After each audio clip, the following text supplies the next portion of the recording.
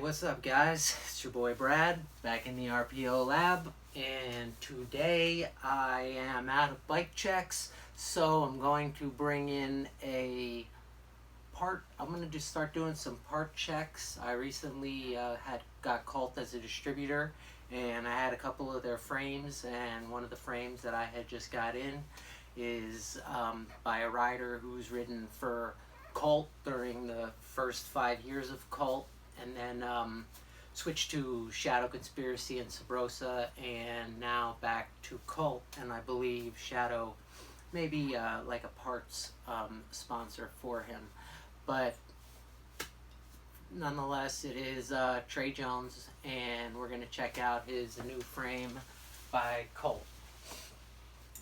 And this frame is in a 20.75 inch top tube. It comes in a clear coat raw, and it's pretty awesome. Trey did a bike check on the Source's YouTube channel, if you do want to check that out. And very similar, has the crocodile, and he explains that basically with this geometry he just wanted some very just simple geometry to align with his style of riding, and that is, I will give you the specs on it. 75 degree head tube, which is a very average degree for head tube. 71 degree seat tube. 99% of bikes have a 71 degree seat tube. An 8.75 standover, which is a average size standover. Today you might consider it a little shorter, as standover heights are starting to get taller and taller, but this is pretty much a basic standover. Some of the other ones, like the back check, has an 8.75, and just some of the I guess the lower standover adds a little bit more to the stability of the bike, allows you to move it around a little easier. It has an 11.8 inch high bottom bracket, which it's not too high, but it's, you know, it's a little on the higher side, but that will complement Trey's riding, because, well, he doesn't use pegs, so you don't have to worry about clearance for crooked grinds, which some people believe a higher bottom bracket helps for, but I don't personally think. I think 11.6 is perfect. Colin Baroniak broke that down pretty well in one of his bike checks. But what else did I forget? Okay, now to some of the cool parts. Also, about a 4.5. It is a 4.5 inch head tube, not very tall. It has the Cult double gusset with Cult embossed on it here. Super cool alligator logo. I mean, that thing is pretty sick, personally. Typical, you know, your basic Cult ones on the front. I believe it is some sort of a serpenty type of monster. Again, I'm not a doctor of BMX, so I can't guarantee what that is, but I will look into it. What are you? Alienish. I also like that it has this integrated seat post clamp, but it's also like a welded on seat post clamp, which like kind of makes it a little bit stronger. Some of the other integrated seat post clamps, once they break, and this one kind of looks like it breaks. You might have a chance to fix it. It has a 13.5 inch chainstay. 13.5. I think we have chainstays all the way up to 12.4 now. So 13.5 would probably be considered long today's day and age. But again, with Trey's riding, these frames are built specifically towards the style of riding that the rider does, and Trey likes to ride a lot of transition. He gets in a lot of tight transition spots, pulls, and having a longer back end definitely helps that and stops him from looping out repetitively.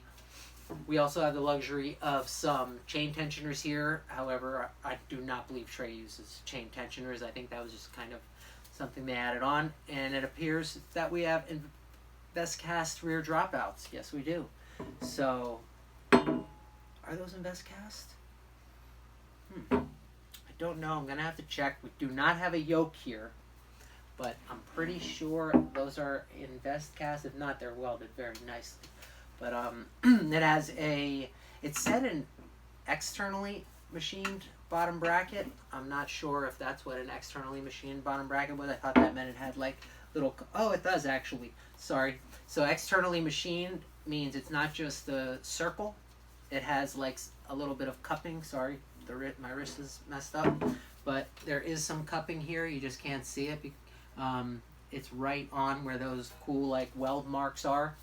And for the cool part of the frame, you have your Cult chainstay bridge here.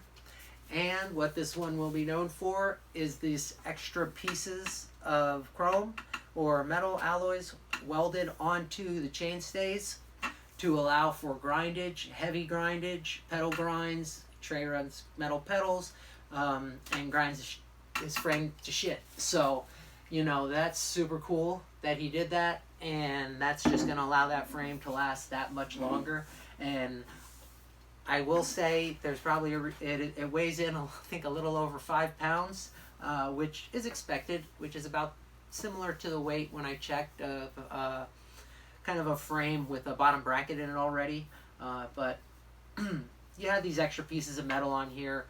I don't think Trey is worried too much about the 12 or 8 extra ounces that they added on, because that's going to be grinded down to nothing pretty soon anyway.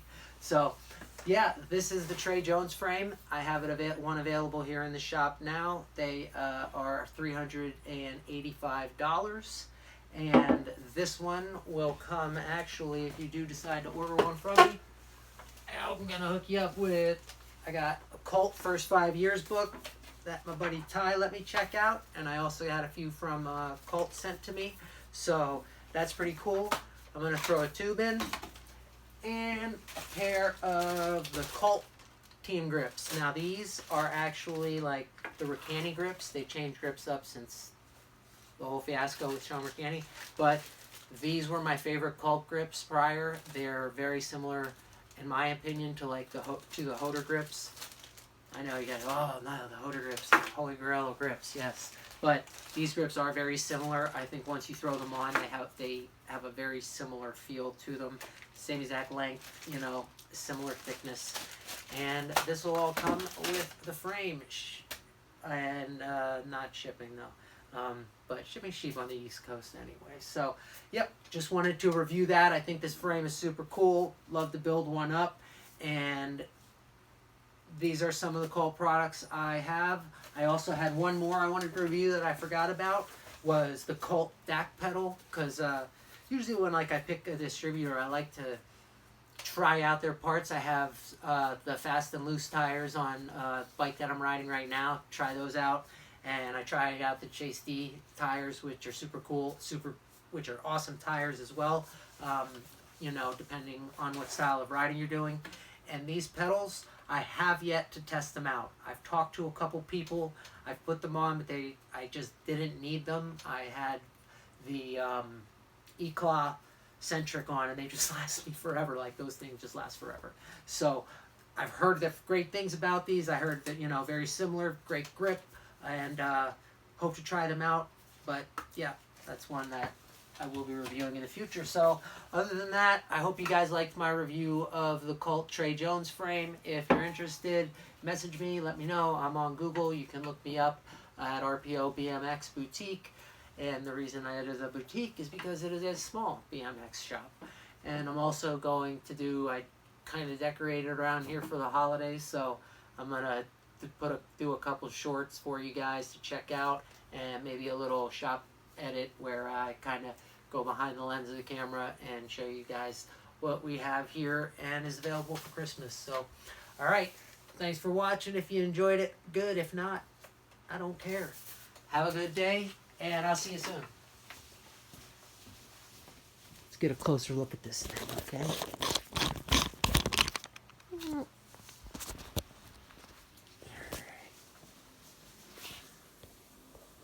So, there's your externally machined bottom bracket. There's your alligator. Really clean lines on this bike. Aesthetically, very clean.